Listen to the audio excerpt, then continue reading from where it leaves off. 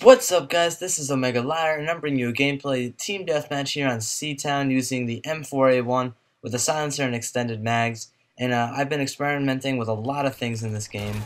For one, you can see that I'm not using a red dot or anything like that. I'm using extended mags. And if you look at my ammo count, I have 90 extra bullets. So that shows you right there. It's basically proof that extended mags is basically a mixture of extended mags and dual mags in this game. You get extra ammo for using it. Now the other things I was experimenting with in this game was the bouncing Bettys, which I like a lot, and the portable radar, which I like a lot. They're both fantastic equipment, and I definitely recommend them. They suit this kind of playstyle that you see. The last thing I was experimenting with in this game was the RPG, and I think that's the only kill I get with the entire game, but the RPGs are good. They're about as powerful as they were in the old games. They didn't really nerf them. But, let's talk about the gameplay real quick. As usual on Seatown, you've seen maybe in a few of my gameplays that I like this sit in this general area on Seatown. Here you can see right here, portable radar pulling through for me as it allows me to pick up my first chopper. And that's basically the start of the rape in this game. I pull a very nice score, just about 7 KD I think, and I pull above 30 kills in a team deathmatch, so that's really good. But, yeah, so I've been using the M4 a lot, and I still think it's my favorite assault rifle. It's got low recoil, high damage, except at range, where it falls to a 5-shot kill, but its rate of fire makes up for that. And in my opinion, there's the Type 95, and that's out there, and that pisses me off just because it wants to piss me off whenever I get killed by it, but I get pissed off at anything that kills me for the most part. But the fact is, I think this is simply the most versatile assault rifle in the game. It's got close range capabilities, it's got long range capabilities, it's got middle range capabilities. It's like that all around assault rifle that's good in any situation and doesn't necessarily excel in any given situation. It's just good all around. And I think its closest comparison would probably, not statistically, but probably be the STG from World at War. Because the STG was it was like the low fire rate, low recoil, medium damage gun in World at War. It was full auto, it had good range, and it was very versatile, but it wasn't particularly good at any one thing. And that's how I feel about the M4. As you can see, I'm still using Steady Aim Pro because I love getting that jump on people. It makes me win so many gunfights that I wouldn't normally win. But I think this is a good gun. I think it gets neglected a little bit more than it should. I recommend it. It's really easy to use. You can do any set of attachments, any proficiency.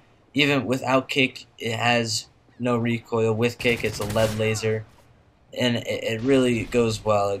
Obviously, I can't recommend like the lungs breath attachment or whatever it is, but it's just a very good gun in general. But to talk about some other things real quick, the bouncing Betty.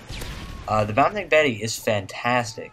I had this idea in my head, and I was convinced that the Claymore was better, mainly because the first time I was using the bouncing Betty, I didn't really get any kills.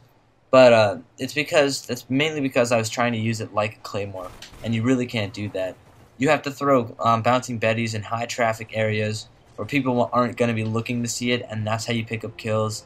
You have to throw it in areas like staircases, which you see I do quite a few times in this game. And you have to think about it differently. Claymores are better for going around corners and allowing you to hold down one particular position, but Bettys are better for just getting random kills and pulling you out of the situation. One good example I can think of is, let's say you were shooting a guy and you get hit a couple times and you run around the corner. Just drop a Betty down and keep running, and he'll probably run into it, and it'll just give you a free kill. But let's talk about the portable radar, actually, because the portable radar is an interesting one. It's a high-level one, so not a lot of people have it. I think it would be overused if more people had it, and that would just make Assassin more prevalent.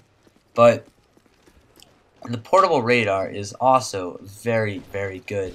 For one, it doesn't breed Assassin, because it's not noticeable. Most people don't realize if you put it down or not, and it's not something they're really looking for, so it rarely gets destroyed. But It does actually, different from the one in Black Ops, it shows up for everyone on your team as far as I know.